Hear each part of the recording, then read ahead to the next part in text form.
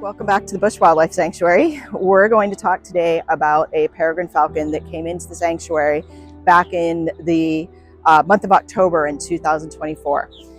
This bird came into us from one of the airports, and because of where it was found next to the runway, we're relatively certain that this bird potentially had some type of interaction with an airplane. She had a large cut on the side of her neck that actually went from her jawbone, which we could see, the whole way down to the top of her muscle, or large flight muscles or pectoral muscles. And then she also had a fractured bone in her right wing. Through an initial set of 3 surgeries, we were able to do the wound repair on the neck. That was our first priority because of what was exposed. And then a couple of days later, we were able to take her back to surgery to repair the fracture in her wing. This happened during the fall migration when this bird was in extremely good physical condition. And we knew with the wounds that she had and the surgeries and the care that she was going to need, that she was going to be a longer term candidate at our rehabilitation facility. And so we made the decision, as she started to recover and was able to start doing hopping flights, that we would introduce some falconry techniques in order to be able to rehabilitate her to the best of her condition so that we could get her back out into the wild. Some of those techniques have included putting little leather, I guess they're equivalent of what a bracelet like a person would wear, we call them almarais, around her legs. And that system allows us to be able to tether her to a long cord that we call a creance line so that we can take her out and do flight conditioning. Peregrine falcons are very acrobatic and very athletic whenever they fly and they have to chase down their dinner.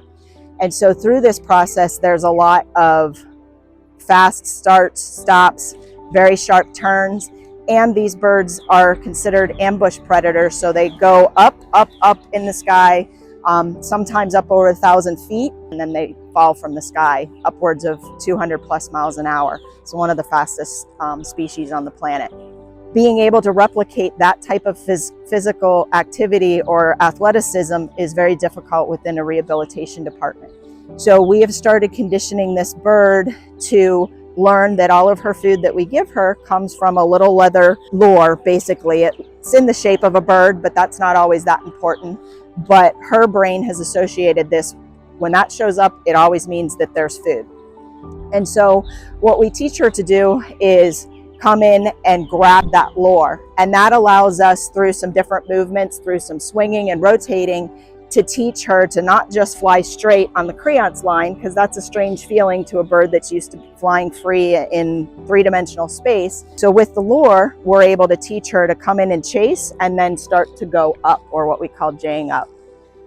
The next step after that is that this bird has been in captivity longer than what a bird with just a wound repair would be. And so we need to start getting her physical conditioning even to a higher level.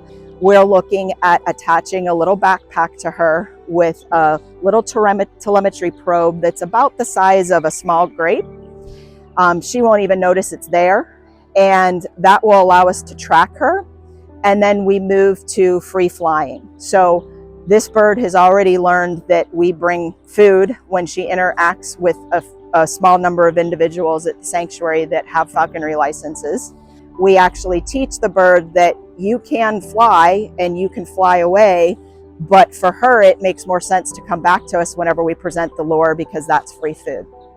And in doing that, we can actually take her out and start to teach her even more to go back up higher into the sky and get longer and longer exercise periods so that we can make sure that she has the best physical conditioning possible before we release her. Through the rehabilitation process, even with all the physical therapy, the cold laser therapy that we did, we still have some stiffness in this joint after the fracture is healed. There's a small possibility this injury might not free up the whole way as we're expecting it to.